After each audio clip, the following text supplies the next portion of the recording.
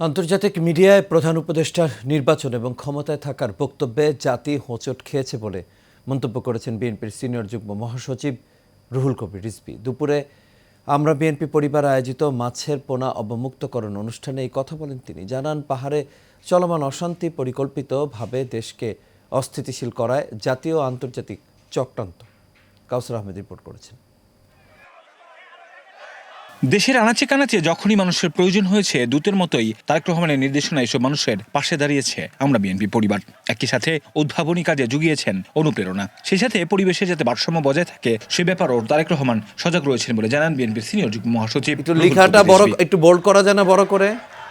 জিয়ার মাজারের সামনে অবস্থিত লেকে মাছের পোনা অবমুক্তকরণ শেষে সাংবাদিকদের এই কথা বলেন তিনি। এ সময় এক প্রশ্নের জবাবে রিজভী জানান, নির্বাচন নিয়ে প্রধান উপদেষ্টার বক্তব্যে হতাশ হয়েছে জাতি।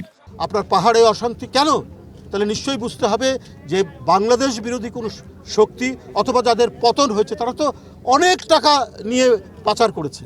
সেই টাকা দিয়ে বাংলাদেশের ভিতরে অস্থিতিশীল করতে পারে। তো এই অস্থিতিশীলতা যদি না হয়, আগে থেকেই বিভিন্ন পদক্ষেপ তো সরকারের নেওয়া দরকার ছিল। এ সময় তিনি বলেন, পাহাড় নিয়ে জাতীয় এবং আন্তর্জাতিক ষড়যন্ত্র চলছে। গণতন্ত্র বিনষ্টকারী, ধ্বংসকারী শেখ হাসিনা দেশের টাকা লুটপাটকারী, তার পতনের পর মানুষের আকাঙ্ক্ষা হচ্ছে গণতন্ত্র পুনঃপ্রতিষ্ঠা করা। এখানে অন্তর্বর্তীকালীন সরকারের মেয়াদ কতটুকু হবে, কি হবে, এটা তো নয়। যত তাড়াতাড়ি সম্ভব আপনি নির্বাচন দেবেন, এটা মানুষ চায় এবং আপনার প্রতি সেই আস্থা রেখেছে।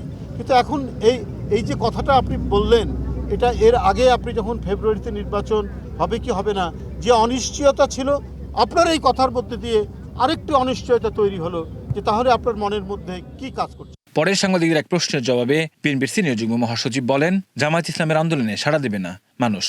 এই জনমতকে তারা ভিন্ন খাতে প্রবাহিত করার জন্য তারা এই পিআরের কথা আবার নতুন করে বলেছেন।